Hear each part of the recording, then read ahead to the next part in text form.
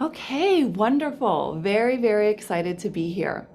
So I'll start with just a bit of an introduction to myself, and then I'll launch into taking you through some information and training around how to really promote deep well-being in your schools. So I really appreciate your time today, and I appreciate your attention to this very important topic area. So my name is Hayley.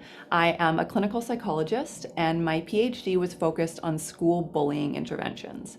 And my whole career, I've really been passionate about working with young people and finding ways that we can teach all young people how to work with their mind, how to understand what's happening around them in their relationships, in their interactions, how to really get on a deep level, how to create wellness for themselves, how to understand that what other people do is not their fault, how to really thrive in the world. And what I see happening and what I've seen happening over the last number of years is that it's only when kids are in crisis and they're accessing care, for instance, psychologists or therapists, that's the only place that in our culture right now we're really teaching these deep well-being practices. So my passion and what I strongly believe is that this is something that should be taught and can be taught to every single student in a school setting. And that's why I'm so personally passionate about mental health in schools, because it is the one place where we know we have every single young person. In the same way that we need to teach every young person literacy in school, because we know that's an incredibly valuable tool as they navigate the world, we need to be teaching every student deep skills for how to maintain and cultivate well-being throughout their lives. And so that's the aim of what I would like to talk to you about today. And I've worked with schools globally. So I'm originally from Canada, and I've worked with schools across Canada, the US, the UK, and Australia. And really my focus has always been in building and implementing and researching programs that can embed this deep well-being in a school setting. And so I'm gonna present to you a culmination of all of the things I've learned along the way, and hopefully empower you with some skills and tools that you can put into your schools right away. So I'm going to, I think there's one more person in the waiting room there. Great. All right, so I'm gonna share my screen. And I'm going to dive in to talking to you first a little bit about the types of things that I see in schools. So give me 1 second here.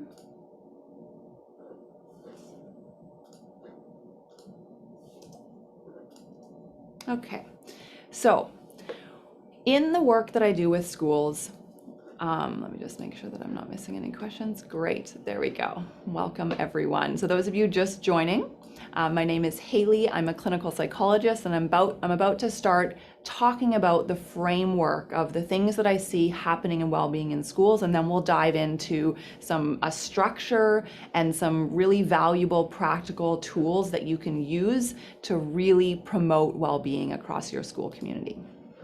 Okay, so in my work with schools around the world, what I see happening is most schools fall into one of 4 categories. Now, the first category down the bottom is what we call the red zone.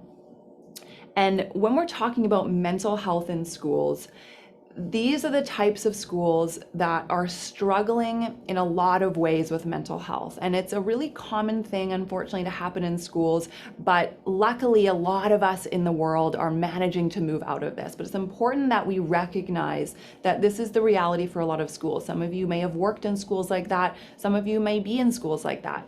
Probably if you're in this session, you're not in a school that's struggling in this way, which is amazing because you're already aware and wanting to sort of put practices in place. But in these schools where we're in the red zone, I just want to make sure I'm admitting, sorry, there we go, admit new person. In the red zone, we're looking at 3 critical outcomes when it comes to well-being. And in this red zone, the first critical outcome that we're looking at is student resilience. So how resilient are students? How able are they to really practice resilience skills? And when we're in this red zone, What we find with students is that they really reject mental health. They're rejecting mental health practices. They're not engaging in conversations or dialogue around well-being. The second critical outcome that we're looking at is confidence in teachers. So how confident are teachers to respond to student concerns, student struggles in a reflective, supportive way? And when we're looking in this red zone, what we find is that teachers are lacking in confidence to such an extent that they're actually sometimes saying things that are harmful to students because they just simply don't have the skills.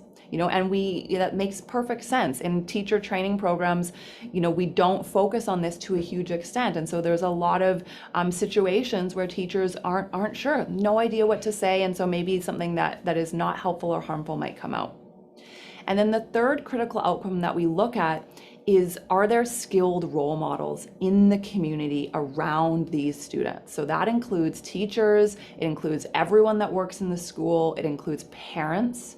So what are we seeing in terms of the role modeling that's set for them? And this is key because young people are behavioral learners. We watch and we look and we see what's happening around us, and that's what we end up practicing.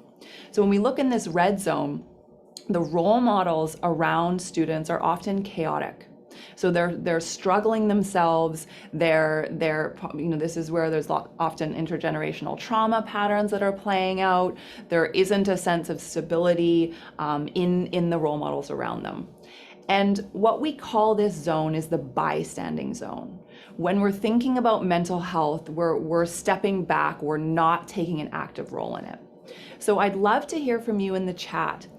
If you've been in a school like this, what did it feel like? What did you notice? What were the things that happened in a school where there was this level of bystanding when it came to mental health? Love to hear from you.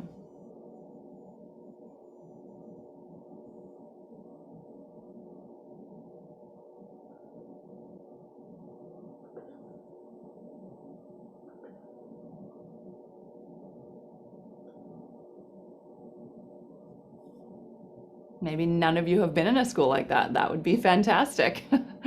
Have you not been in schools like that, or has it been, I'd love to hear, what are your thoughts on that? Is this something that feels real for you? Does this feel relevant for you? Does it feel like something you've heard of in other schools, or is it something that you've experienced? Great, beautiful, thank you for the reflections.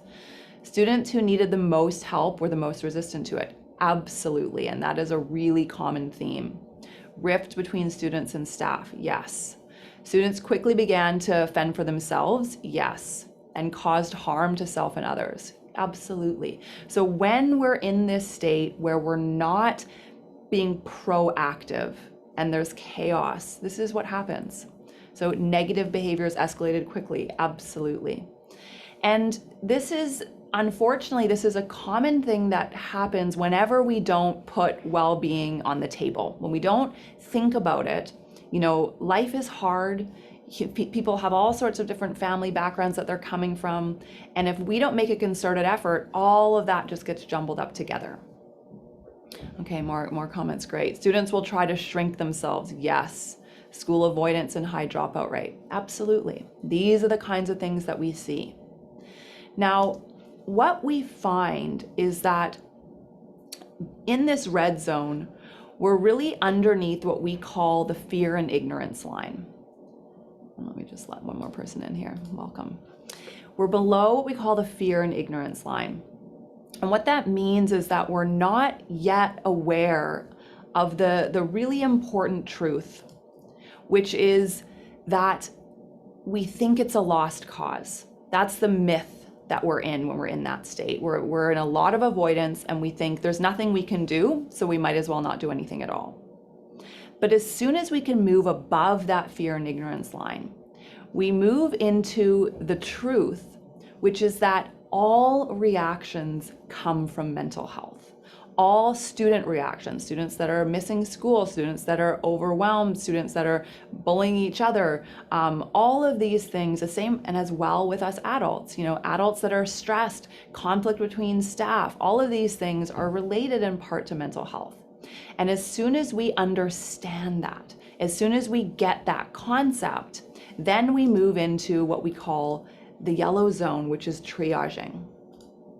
So we start to work with how can we actually help these students that are struggling? How can we make positive inroads? And when we're looking at students, we're in a bit of a reactive state. So we are stemming, we're triaging, right? So when things are hard, we have things like maybe counselors in place. We're able to see when someone is overwhelmed. We're able to interject. But students are in a state of reaction. So only when things are hard, they react and they might reach out, but they're not embodying well-being yet. We're in that sort of reactive state. And if we're looking at confident teachers, they're hesitant. They know they want to help, but they're not quite sure what to say. Things get passed off to the school counselor for the most part, not really knowing, not feeling like it's their role, or not sure how they can help. And the role models around students are struggling a little bit, and this is unfortunately the status quo in our society and in well-being. We're really in a triaging state with well-being. Most of us don't seek help unless we're really, really struggling. We don't have it embedded into the fabric of our culture just yet to be super proactive about well-being. And so a lot of schools fall in this yellow zone of this sort of state of, just putting out the fires. But this is a really huge leap above bystanding. So it's important that we remember that. So I'd love to hear from you. What does it feel like if you've been in a school, or if you see elements of this in your school, when we're in that triage zone? And often we move in and out of these. But when we're in that state where there's so much to do, we're just doing things, and we're only really able to focus on the things that really flare up, what does that feel like? I'd love to hear from you. What are the things that you notice? What happens in a school like that?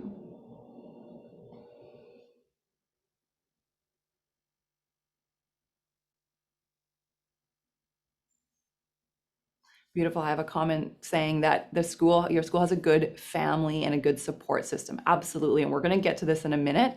What that does when you have that structure in place where there is that sense of support. Beautiful. So before we get there though, I'd love to hear from you.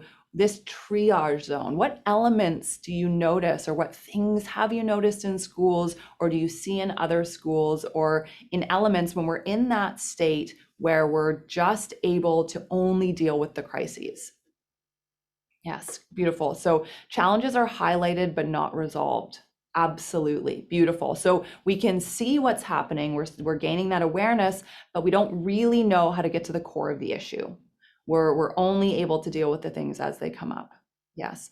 Lack of control and often unpredictable. Yes, definitely. Feels chaotic and much guilt. Yes, I love that you brought that up, because there's that sense of, we know what's wrong, we can see it, but we're not doing enough. We know we're not doing enough.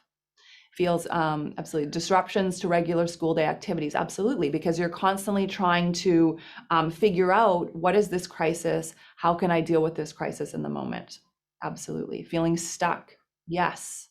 And this really it's really important for us to honor and acknowledge that this is what a lot of us feel like in our daily life. We're not, we're talking about schools here, but this is the state of a lot of us. I really identify with this. So many times my life gets so busy, and I really find that I'm only dealing with the things that are hard as they flare up instead of having that space to be proactive. Absolutely. Many students in different places in the triage and confused by it. Yes, this is a really important point. So when we're in this state of triage, because we can only deal with things that are flaring up, we miss a lot of the students that are struggling, but maybe they're not as vocal. And so people get confused by that. Why is that person getting support and I'm not? Why is that person who's yelling the loudest the one that's getting the resources? Absolutely. Yes, students struggling and isolated and feel like they're not good enough. Yep, absolutely. Always stressed. Putting out a fire is way more stressful than preventing it. Yes, indeed it is. Absolutely. So we can really identify with this. And so this sort of amber zone, this yellow zone, when we are in this for a while, we start to have all of the realizations of the things that you're saying. We start to realize, wait a minute, this isn't working. And so what we're able to do is we're moving out of being reactionary and we start to move into a space which we call soothing. And when we're in that soothing zone, students, when we're looking at their resilience, they're able to reflect. They have this space to start noticing what's happening here. What's going on? How can I help myself? I can see that I am struggling here. What do I need? What tools do I need? And the teachers, their confidence level, they're able to be supportive. So they really start to understand that when a student is struggling, they can respond in a kind and supportive way. They're starting to make that leap, and they're starting to understand that not every challenge needs to be addressed by a counselor. They can actually be kind and supportive and have that network of family, as someone mentioned earlier. We can start to see that we can work together, or can be a bit more proactive. And with our skilled role models, the students are starting to see that there's adults around them that are coping. This becomes very powerful. So they're starting to have this whole framework where when challenges arise, they're starting to figure out, what can I do to be proactive about it? What tools can I use? What things can I do to alleviate my stress in the moment? Really powerful things. So I'd love to hear from you. What do you notice when in this kind of environment? And most of the schools that we work with and that I interact with and that I study with are in between the soothing and the triaging zone. So most schools are in this state. So either in this triage, very, very common, or have started to put some proactive things in place, started to put some programming, then we're in that soothing zone. So what does that feel like? What do you notice? And maybe you've been in a school, or you are in a school that you've actually made that transition, and you can see that difference of what that feels like when you do that. Stronger communication, increased trust, yes. Students less hesitant to talk, absolutely. Better trust between students and teachers, absolutely. Students and staff are supportive of each other, absolutely. Unity and empowerment, Students are aware of their feelings and actions, beautiful, absolutely. As soon as we start to be proactive, we start to see all of these beautiful outcomes happening. Yes, students pick up on the vibe that we're okay and we can help. Yes, they really do. They feel that. So this is really, really a big shift that's incredibly important. And what I see happening, and when we work with a lot of schools and a lot of schools happening, and when I work with school leaders, we can see that when we get to this soothing zone, we reach a place that we call the good enough line. And this, I see this happening in personally as well, in all of our own lives personally, but I can definitely relate to this. If I'm stressed or anxious about something, and I find a way to soothe myself in the moment, I'm able to use a strategy, take some deep breaths, go for a walk, or distract myself. I sort of, it's human nature to want to go, okay, great, I don't have to deal with that. That's past. And there's another layer that we can get to with well-being, and that we can get to in schools, which is very, very exciting. And what that layer is we move past that myth that it's good enough just to cope. Because that's sort of what wellness is in our culture right now. We're just all trying to cope under what seems like a lot of pressure. And if we start moving beyond that, we can start to see and really look at, future leaders, when we're looking at people who are really making a difference in the world, really, followed by passion and purpose, they do a lot more than just cope.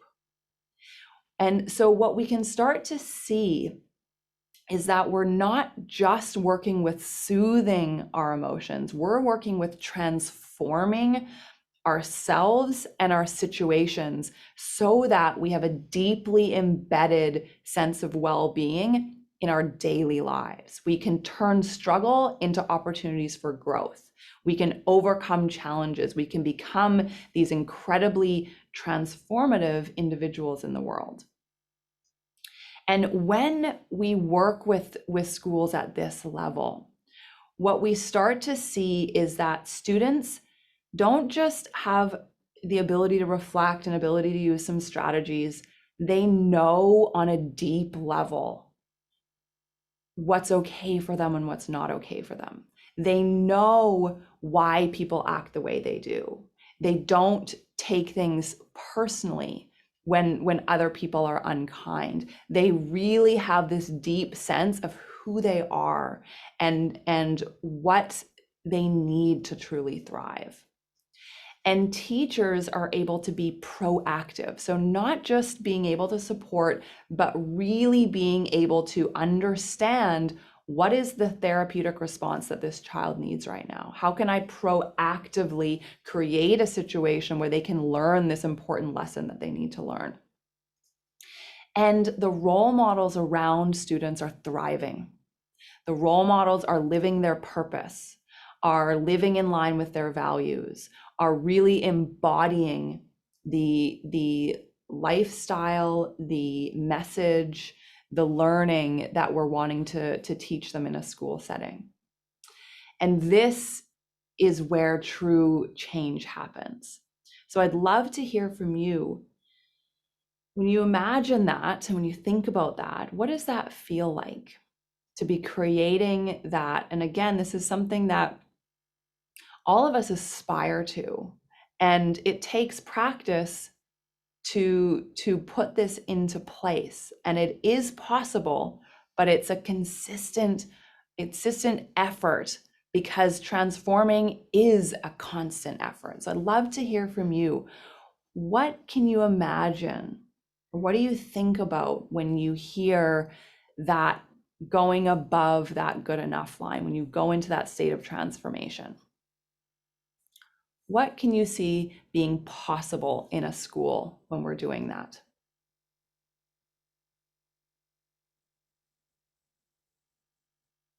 Empowerment.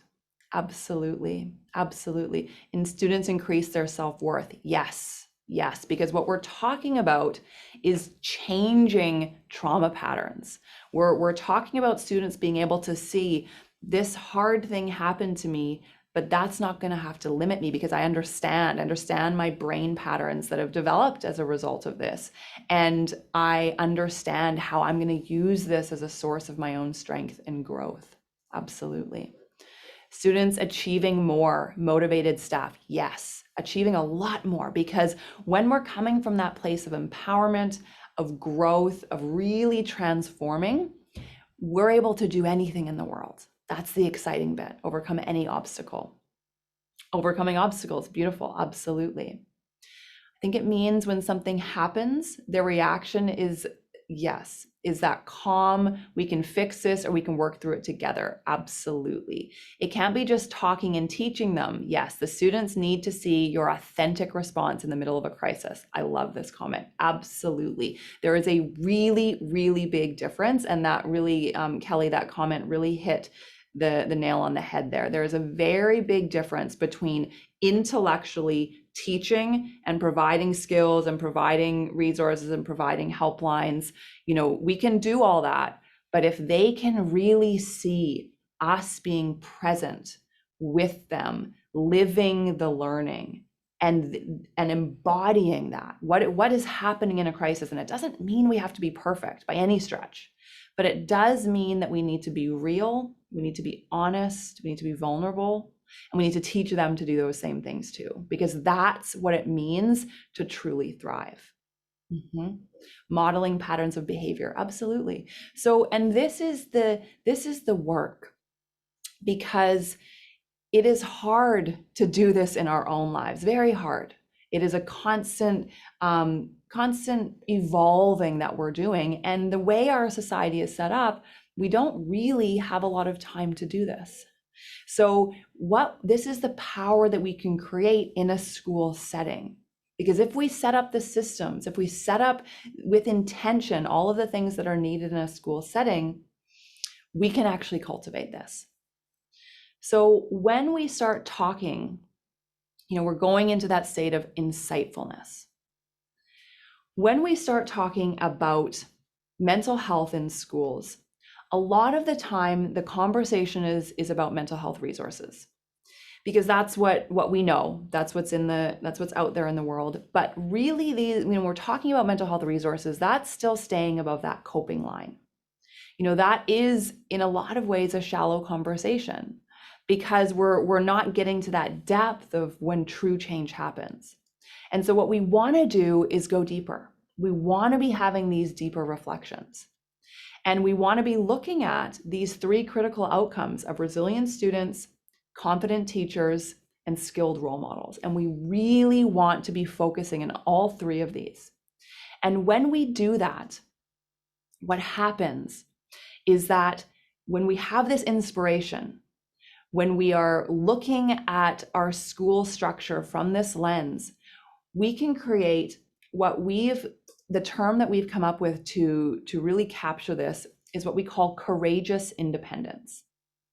And what that means is students having the courage to lean into their feelings. So when something is hard, a peer says something, they see something online, something happens with their family at home, that's just a struggle, they can be brave enough to say, I'm sad about this. I feel lonely. I feel ashamed. It's a really hard thing to do for any of us, especially for young people. They have the courage to own that. And then they have the independence to be able to make a choice, even if it means their peers are going to reject them. So they say no to something that they know is not good for them, even if everyone else is doing it. That is a hard thing to do. They tell someone to stop who's being unkind to someone else because they don't believe in what they're doing. They know that that's wrong. They make a choice that's different from their parents, even if, to really change intergenerational trauma patterns. The only way we can do that is if we can have the independence to say, I know that you did this way. I can see that you're role modeling this, or you're doing these things, and I'm not going to make that choice. This is powerful. When we can cultivate this courageous independence, that's when we are truly creating thriving leaders for tomorrow. So we really want to be making sure that we are going to that deep level. So I'm going to take you through now a model that really showcases how you can do this, the exact steps. So in all of our research and in all of my work with schools, this is the culmination of the main points that really make a difference. So this is how you can transform this in your schools. So when we're looking at our model, courageous independence is at the core. That is what we are always keeping in mind. We are always focusing on. How do we continue to cultivate that? Now, we know we need to focus on resilient students, confident teachers, and skilled role models. These 3 critical outcomes are at the core. So how do we do that? How do we extend that? Now, if we look at creating resilience in students and creating skilled role models, there's an overarching way of teaching and way of learning that's really important here. And that is reflective learning. So we can't just be giving resources, giving tools. We need to be creating reflective learning experiences. And what that does is it means we're moving from a paradigm where we're just learning information to where we're living. We're living the learning. We're actually practicing to an extent where we're embodying these practices. And this is really important. So we have to be creating reflective learning experiences, places where it feels safe for both adults, students and teachers and parents, as well as students, to self-reflect. And that's an important thing that we really contemplate how we do that, because it's not easy. It's not easy to get any of us to truly self-reflect, especially when we're young. The adolescent mind, the young mind, is focused on a lot of other things, focused on impressing their peers, focused on fitting in with their peers. That's really developmentally normal. So to create reflective learning experiences is a real task that we have to make sure we are very conscious about. Great. And then I have a question asking me to briefly go back to the slide with insightful on it. I can very quickly, absolutely. So that is, there we go. That's the slide. And if you have further questions, you want to explore it further, you can always contact me and I can chat to you more about these as we go. Okay, beautiful. So here we are, reflective learning practices. Now, if we move on the other side of resilient students, and we're looking at how do we build resilience in students and how do we help teachers become more confident? We really want to be looking at now the nature of the way we're teaching things, the types of resources we're using. Now, the resources have to be relatable, and this is so important. There are so many things I see out there where someone, and I love academics. I've been an academic myself, but there is an academic off in a room somewhere in a university developing these really brilliant structures and teaching practices, but they're not in the room. They're not in the room with the students. They're not in the room with the teachers, and the resources are not engaging and relatable. And what that means is that it's really hard for teachers to feel confident with them. And it's also really hard for students to actually relate, to actually have these conversations. We have to hook them. They're really excited and interested in YouTube and social media because it's speaking their language. It's not good enough for us to not speak their language. We have to go there too. We have to make sure that we're communicating with them in the way that they relate to. And so we have to make sure that when we're thinking about mental health in schools, from a teaching perspective, it goes from feeling overwhelming, this is not in my wheelhouse, I wasn't trained in this way, to something that feels easy. And we can do that when our resources are really relatable. And the same goes for students. We need to help them feel that mental health, supporting themselves, is not an overwhelming thing. It's actually an easy thing. And we can do that when we're speaking their language. And then finally, if we move on to the more of the adult piece, building up those skilled role models and building up that competence in teachers, what we really need to be creating is therapeutic responses. And this is really important.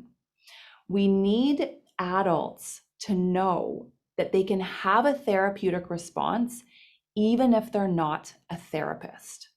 Big distinction. And when we do that, when we really put effort into this, we can change the paradigm from one where the adults are reactive. And this is what we are, our natural state is to be reactive. We see a student, we see a young person in front of us that's struggling or that's being cruel, and it scares us. It brings up our own trauma patterns. It maybe we feel frightened, maybe we feel frustrated, maybe we feel like we're not good enough and we failed them in some way. This is the natural way that parents respond. This is the natural way that we respond as educators, as helpers, because we're human.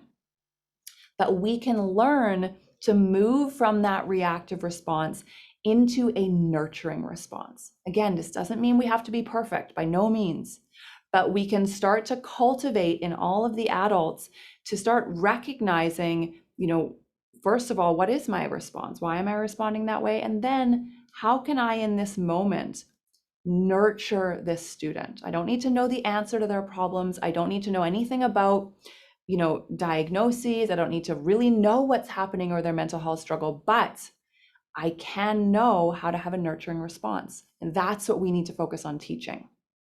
And when we do all three of these things, this is like a three-legged stool. We need all three of these elements. And if we don't have all three of these elements and we're looking at mental health in schools, we get out of balance and we need to take that weight somewhere else, unfortunately. And that's what ends up happening. So if we don't have reflective learning experiences in place, what happens is there's no engagement. We have tools, we have tips, we have strategies, but nobody's really engaging with them.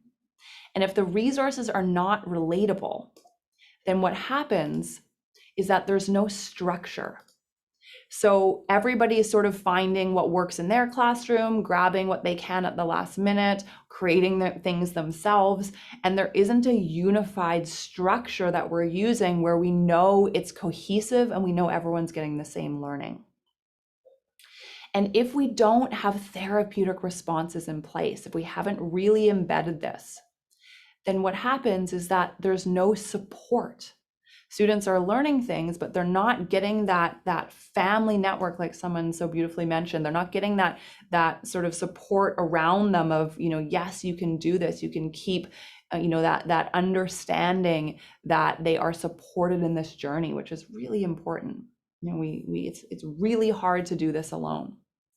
So these are the things that we need to embed. Now, I'm going to take you through 9 specific principles that capture all of these, the core of this model, of course, being courageous independence, capture these 3 critical levers and show you exactly how you can do this. Okay, so when we're going to start at the top with the reflective learning practices. How do we actually do this? What does that mean? So in a school environment, the most important principle that we need to remember is the principle of youth voices. So we know that if we want students to really hear, they have to be learning from a peer. Again, this is why social media is so impactful right now, because students are hearing from peers and they're listening to peers. So we need to make sure that the teaching around mental health is coming from youth. This is very important. And so we can do this in a number of ways. We can have peer role models in the school. So older students speaking to younger students, that's a really powerful way to do it. If you have this setup where those older students can really learn how to be reflective, we can bring young people into a school. But what I see happening is oftentimes those are then older, where we have kids that are sort of in their 20s. That's not as effective. We need peers. So I want to show you a video clip so you can just see the power of what I'm talking about when we start doing it this way, when we start bringing in this youth voice. So I'm just going to move to here. Okay, so I just want to share with you a quick clip so you can really see what we're talking about here. I grew up in Nigeria for a little bit of my life. When I first got here, I just kind of felt like isolated and like alone because I was the only, I would guess, like African person there, so like I didn't really connect with anyone. I'm literally surrounded by people who don't look like me every day, so it's like if you don't see yourself at all, like you would think that like that's the standard of beauty. Like a group of girls started bullying me, I guess, and kind of like started making fun of me. They would just ask me questions like, oh, do I take showers? Or like where I live. Like they think I lived in like a 1-story house because I was poor, and they'll just like ask me all these stupid questions about like my hair or like my braids. Well, like there's this time on the train, this guy, I think he was drunk. He said the N-word to me and also kind of like spat at me. Your friends are like, yo, try this out. And then, or be like, oh, you don't want to try it? If you don't do this action, if you don't say this word, if you don't like do this or whatnot, you're not the man that you're supposed to be. Okay, so these wonderful, wonderful young people, when we hear a message like that, I'd love to hear from you. When students are able to hear from their peers in their language, talking about real challenges, real pressures that they faced, how do you think that lands for them? What happens when they hear that, when they hear in that voice? Any thoughts?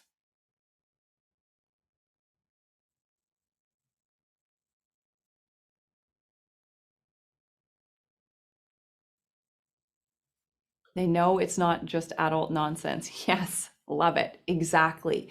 And that really is what it sounds like to them when us as adults come in and say, you should do this, you should do that. That's what it sounds like for them. Yeah, it's more powerful and real to them. Yes, it normalizes the struggle and inspires hope. Absolutely. Now, we know this about learning. There's so many psychological studies and theories on learning from peers. We know this, but we haven't embedded this into youth mental health yet because it's a little bit hard, it's a little bit scary to figure out, well, how do we find these role models? How do we find these peers? How do we know that they're going to be sharing things that are insightful? How do we navigate that? And so that is what is really important, and that is the question you want to be answering. How do you make sure that you are creating that structure where there is that youth voice that you know is going to be insightful, that you know is going to be talking honestly, vulnerably, openly, and showing the pathway to change? Very important. Okay, so let me go back to, okay, great. And let me make sure we're back on our slides, right? Can people see that? Great. Okay, so when we're here in this principle, so we have this youth voice. Now, the next piece that's really important here is the principle of vulnerable sharing. So if we want students to be able to reach out for help when they're struggling, we have to teach them how to have vulnerable conversations in the first place. This is a skill, and this is not an easy skill. So we have to create situations, and this is what's so powerful about using youth voices. If we have a young person sharing their story, really role modeling and showcasing this vulnerability and the relatable story, it becomes really easy to guide students to share themselves, because as soon as they hear one young person saying this, all of a sudden it's safe. So I see this happening in group therapy all the time. You know, as soon as we get into a group and one person says, I struggle, I feel bad about myself, I did this that wasn't that helpful, all of a sudden everyone else goes, oh, phew, you know, I'm not the only one. I can share now. So we need to make sure we're curating and creating the exact message that they're hearing from youth that creates that sense of safety, and then they are practicing that vulnerable sharing. Really important. And then finally, when we're looking at reflective learning and how do we really embody this, we have to bring forward uncomfortable truths. And this is a hard one in a school setting, because in our culture, we're so used to pushing uncomfortable truths aside. You know, they only come up in the therapy space, or they only come up, you know, we leave them for home. But if we don't actively bring up uncomfortable truths, we're really leaving our kids stranded. Because if we want them to learn how to overcome mental health challenges, we have to teach them how to face uncomfortable truths. So we have to teach them how to face that feeling of shame or sadness that arises when they hear of a story of someone who's abused because of the color of their skin. They have to be able to feel that if they're going to learn how to cope with that, if they're going to learn how to make positive changes. So we have to be really guiding them there, guiding them to those conversations that we usually don't want to have. And this is where, if we use those youth voices, we can go there. So we need to be creating an environment where they are sharing with each other, and that we are actively bringing up these uncomfortable topics so that they can process them. This is key. Okay, so then if we move along to relatable resources, how do we put this into practice? One of the things that's really important is that the content is adaptive. So if we want mental health to be really easily embedded into a school environment, it has to be easy for teachers to be flexible in terms of the topic areas that they're teaching, as well as the length of lessons. So we need to move away from a model where everything is structured in, again, that the model where we've done it in a research context. And so we say it has to be done this exact way for this exact length of time in this exact order. In a school setting, that doesn't work. You know that doesn't work. So we need to make sure that the resources are adaptive and we're making them flexible for teachers. So that's a really important piece. We don't want to be giving them, here's the manual and the book and do it exactly this way. We want to make sure it's adaptive. The second piece, and this is really important, is the principle of plug and play. Now, most mental health resources or trainings or situations in school are a train the trainer model. So we are sending teachers away, we're sending them on Pro D, and then we're expecting them to learn and come back and then be the expert on that subject, be able to teach that subject. And we know what happens in that situation. We've all experienced that. If you're not a trained mental health expert and you're expected to teach mental health to students, that can feel really overwhelming. And so what we need to do is, if we want fidelity in our mental health resources in schools, we need to make sure that the teacher is not in the role of expert, but in the role of facilitator. So we need to use things where, again, video-based is really powerful. But there are other approaches too, approaches where the teacher can facilitate. So whether that's you're bringing in an expert, whether that's your show, again, using videos, whether that's something that students are interacting with, whatever the method, or whatever the way that you use it, the method has to be that the teacher gets to facilitate and be a part of it and help students engage, but they can't be the one that is expected to be delivering the expertise, because most teachers do not feel confident in that.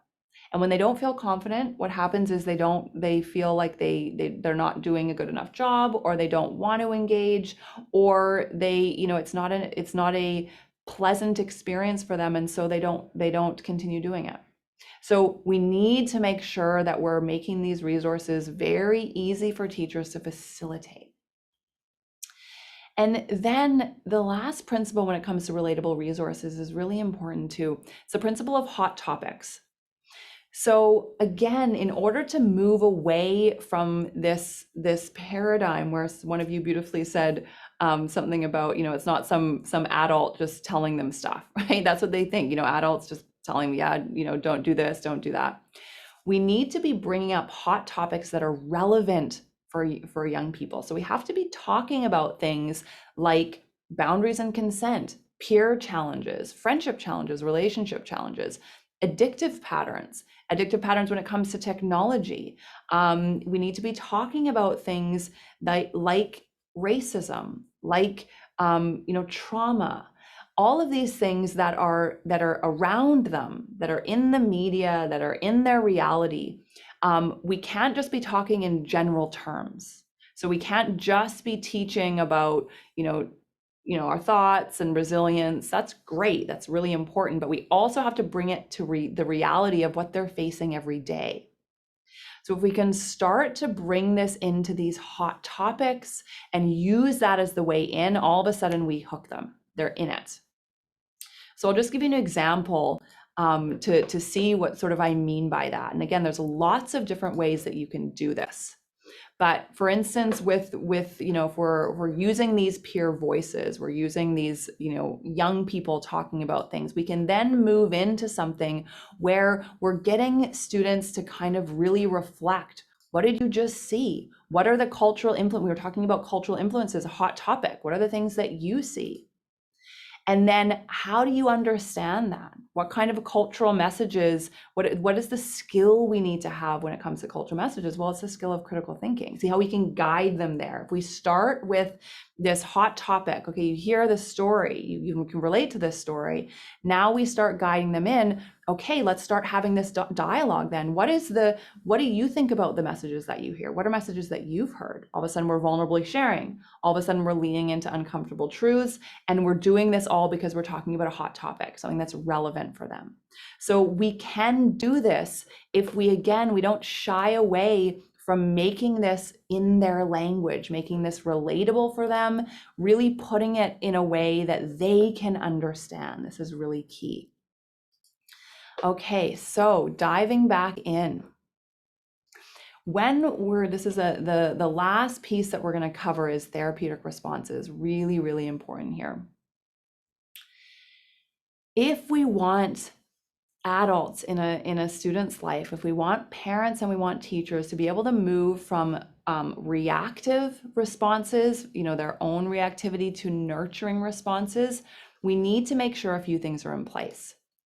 So first of all, we need to make sure that teachers and parents are coached by mental health experts at the highest level. So we have to embed that. Now, that doesn't mean that they need to have a psychologist in the room, but it does mean that you want to make sure that they have resources available to them where they can get guidance, they can ask questions directly to mental health experts. That's a really important piece so that they're constantly learning and they're constantly able to apply that learning. The second principle is a very vital one. It's the principle of contemplative pause. So if we really want teachers and parents to learn how to have these nurturing responses, we have to create situations where they can stop and reflect on their own reactions and the reactions of their students. And this is challenging in a school setting because we're so busy, there's so many things happening, there are so much to do, there's so much stress that it's hard to carve out these times to reflect. But it's really vital. So we want to create situations where even we do little 10-minute sessions, at a staff meeting, for instance, where we start bringing up things for teachers about their hot topics. What are the things that teachers struggle with? What are the things that are on their mind? What's happened recently? What are you noticing? And we need to give them the space to reflect on that. And this can be quite simple. We don't have to overcomplicate it. So I want to show you what this can look like. So again, when we're looking at, oops, wrong one. Where did we go? There we went. Okay. So when we are looking at, here we go. When we're looking at teachers, we can be very simple about this. We can do things like, for instance, talking about stress.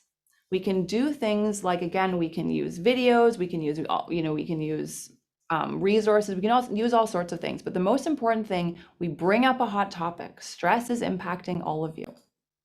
Then we allow them to ask specific questions of themselves. What are the things that are stressful for you? What are the things that are hard? How does this impact your thoughts and your feelings and your actions? So again, it can be very simple, but if we do this, if we create spaces where we as adults can reflect and then can communicate that with our peers, can have this dialogue where we're being vulnerable, we're owning things that are hard, and we're practicing that skill, because we all know that we're stressed, we all know things are hard, but if we don't stop and contemplate, wait a minute, how is this impacting me? What are the things that are going on for me?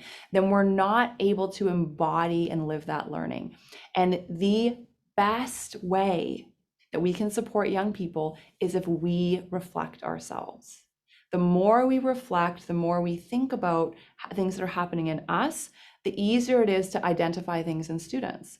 So if your teachers are all in that space where they're taking that time and they have, even if it's, once a day, once a week, whatever it is, once a month, a time to come together and reflect, then they're starting to notice patterns in themselves. And then when they see a student being stressed or anxious, they know the response of how to be nurturing is intuitive, because they can go, oh, well, I know what happens for me when I'm really stressed. I know where my thoughts go. I get really negative and down on myself.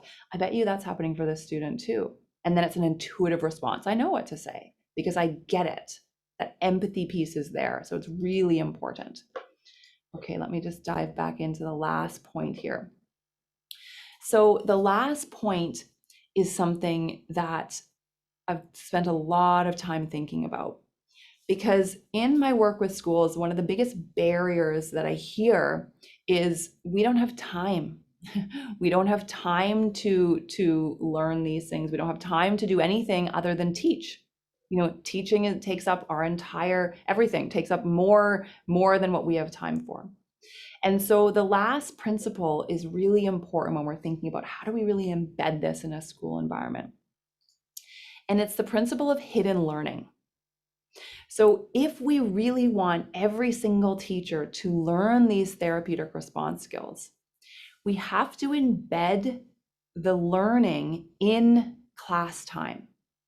And we can do this when we have this plug and play approach. Because if the teacher is the facilitator, what happens is they get to learn alongside their students. So we're taking the pressure off of them when we're using resources where they don't have to be the expert, or someone is in the room, or you're using a resource, whatever it looks like, they get to facilitate. They are picking up through that facilitation. The learning is hidden. There isn't pressure, but there is this ability for them to be alongside their students, learning with their students, and really, being able to come out the other side with a knowing of, oh, I know how to have a deep conversation with my student because I've already had one, because I was guided through that already. I witnessed that. I did that in the facilitation.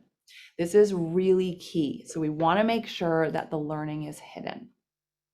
Okay, beautiful. So that when we look at that, when we embed all of these principles and we really take them seriously, what we have is we end up with really keeping that courageous independence at the heart of what we're doing, and being able to truly embed all of this learning and this practice, within our school community, so that we can create communities that are courageous, that are independent, and that are truly thriving and transforming.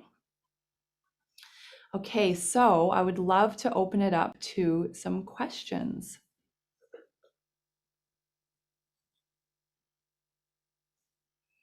Any comments or questions about any of that?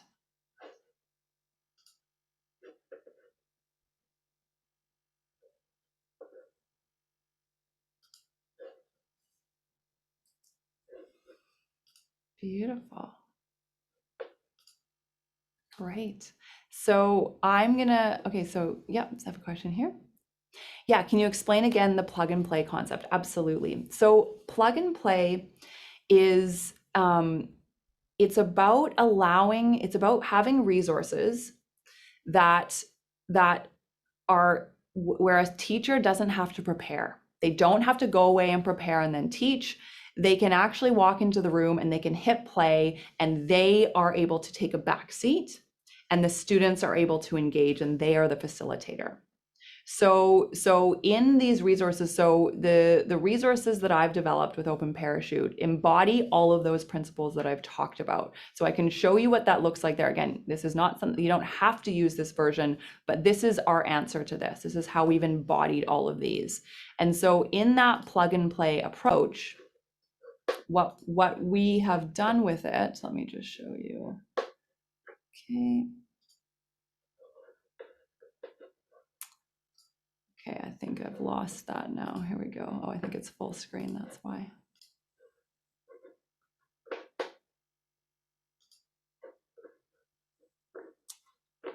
Technology. Okay, where are we here? Chrome, move that out of the way. There we go.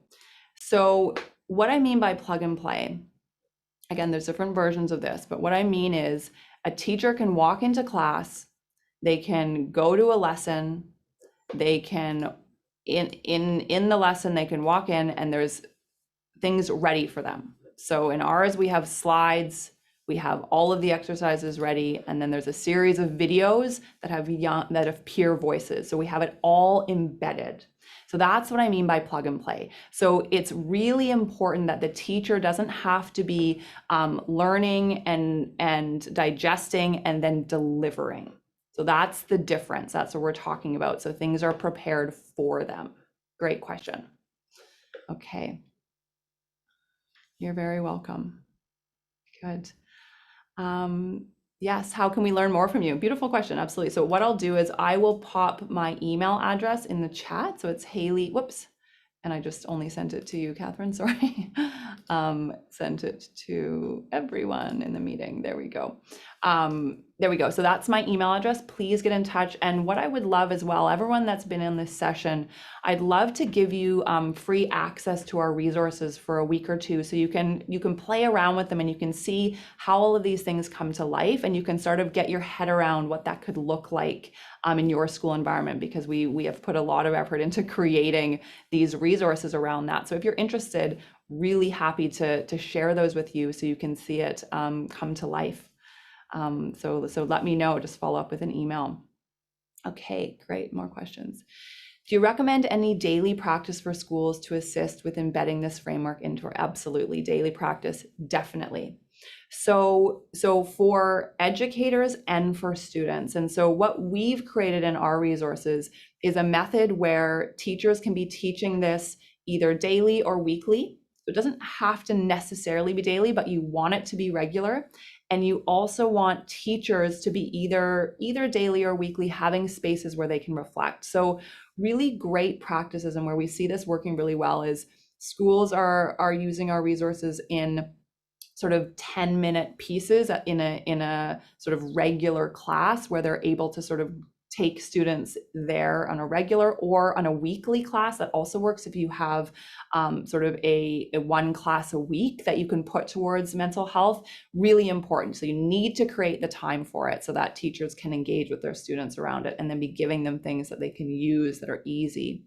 And then with staff, I know that it's busy. So daily is a hard thing to ask of teachers and of schools and administrators. But if you could have something weekly or even monthly for a little bit of a longer period of time, where you're having this place where you can reflect.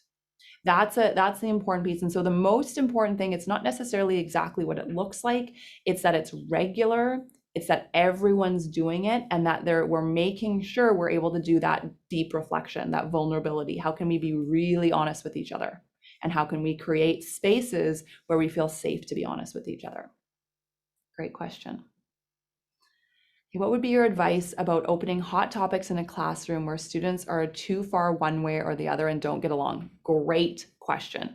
So first of all, we want to start with icebreakers. So we want to start with making sure that they're comfortable and confident, even engaging with each other in the first place. That's a really important piece.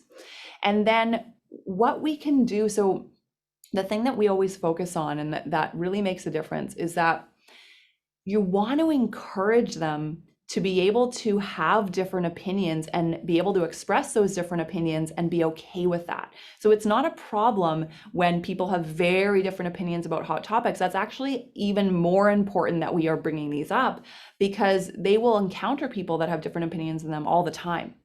And so what we want to do, and again, this is how we guide people, through resources or through discussion points, where we let them express their views and let them hear each other's views. So that's a powerful exercise in and of itself. And we have those a lot of the time. We can embed things like, okay, why doesn't, get into partners, decide what come up with your opinion on this and your reasons why, and then practice reflective listening. So they're not allowed to tell each other, to get into an argument about it. They're just, what they have to do is listen to the other person and repeat back what they hear. So again, you're training them, you're putting them in this environment where they're supported, where they're nurtured, and you're helping them, that feeling rise to the surface, that discomfort of, I want my opinion to get across, and I want to be right, and I want to convince you, and you're forcing them to sit with that feeling, because that's the skill they need. So those are the kind of exercises that I would do in that environment. So you're saying, yeah, we have different opinions, we're upset about it, that's okay. Let's practice what we do when we're feeling that way. And what a powerful gift you can give students, to give them that opportunity to practice that. Really great question. Okay, beautiful. Amazing. Such a pleasure. Great questions. Thank you so much for your interaction and your engagement. I'm going to pop up the last slide, which is a feedback form. And if you are interested in talking about any of this further, this is my absolute passion in life. So please feel free to reach out. And if you want to play around with our resources and see what they're like, let me know. And I'm happy to offer those to you. Okay, so I'm just going to share my screen and pop up. There we go. And now I've lost it, of course. There we go. Too many things up. That's not what I'm looking for. Is that going to be what I'm looking for? Okay, bear with me. I don't think I've shared the right thing. Stop share. And it's not. Oh, there we go. There we go. Okay. Last screen is, there we go. So feel free, or please do. I'm been asked to ask you to please leave a follow this link, and I'll just put it back into presenter mode so you can see it. Whoops, that's not the one we want. This one. And please let me know your thoughts on the presentation and the conference on the presentation. So thank you so much, all of you, for your time today. It's been a real pleasure. And hopefully I'll speak to you again soon. And I really just want to reinforce my gratitude for the work that you're doing. You are there on the ground, making a huge difference in the lives of young people and really creating a hopeful future. So thank you for caring about this topic, for really thinking consciously about how you can become and really thrive as a transforming school, to create a hopeful future. So thank you so much.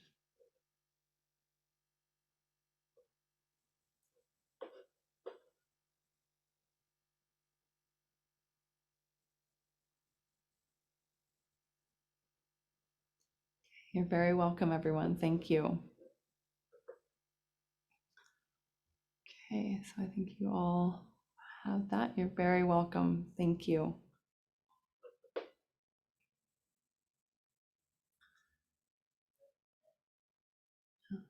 Okay, so everyone's got a chance to follow that link, I hope. Great. Does anyone need me to leave that up there any longer? Just let me know.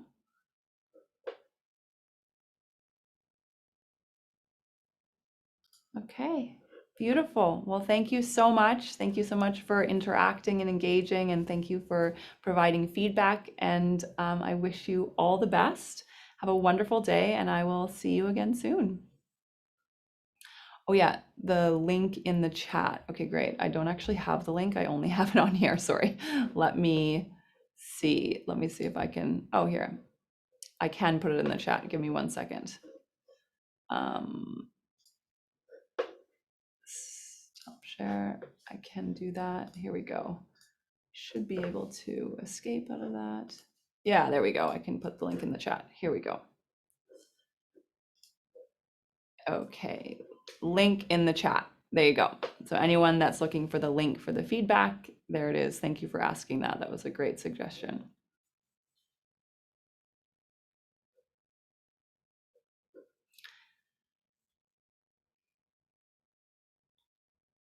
Okay, and I will go ahead and stop the recording.